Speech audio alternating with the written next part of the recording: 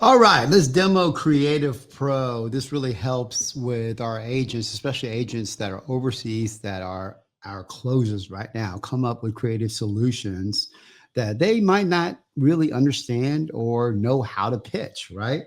So I just got a deal. I'm going to actually call it myself here in a little bit, but our agent called it and go, hey, I think this is a good creative deal. So let's talk to Creative Pro first. Hey, I got a deal that I need you to break down for me. So the deal is out of the seller is wanting to move to Austin, and she bought this house 5 years ago. So she doesn't have a lot of equity in it. She wants about 300 to 320. The mortgage is at 302, 2,500 monthly payments with a 2.7 interest rate. She's 25 years into a 30-year loan. Now, the house is worth probably by $400,000, but days on market can be very long in this area. So I'm about to call her. What would be the best extra strategies to monetize this deal? Strategy fit. Level one, your best routes here are definitely going to revolve around taking over that existing financing because that 2.7% interest rate is gold. Makes no sense to try to get new financing when you got that locked in.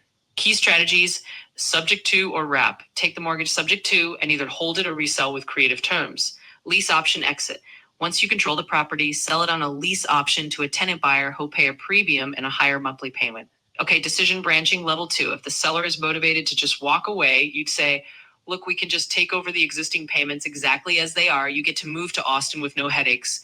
We'll handle everything from here. That's a straight subject to pitch. If the seller wants to see a little more money, maybe she's fixated on the 320K. Then you can say, we can structure it so we wrap the existing loan and pay you a little on top when we find the right buyer. It might take a little longer, but you'll end up closer to your ideal number. That's a kind of hybrid novation or rep approach. If she's stuck on the full value, let's give someone else the chance to buy it from us on a lease to own basis. You move now, we handle the tenant buyer, and they cash out at a higher price down the line. You get your move done without waiting forever. That's your lease option exit. Full execution toolkit, level 3, contracts and docs.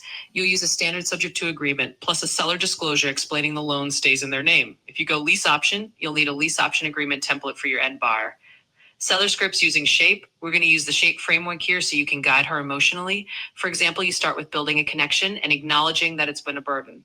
Then you highlight the cost of waiting around and help her see that your solution gives her immediate relief. Risk notes always remind her you'll use a third-party servicing company so she's comfortable. Also frame the due on sale risk as minimal with a rate this low. In summary, your main exit strategies are going to be 1, subject to and hold, or lease option out. 2, wrap novation if she needs more money. Focus on framing it as a win for her. She gets to move to Austin and not worry about a layering sale. Then just pick the structure that fits her comfort level and go from there. Let me know if you want to dive deeper into any of those scripts or documents. That is a very simple term and a simple creative deal. There's others that are so much more complex, and this will break it down for you unbelievably easy.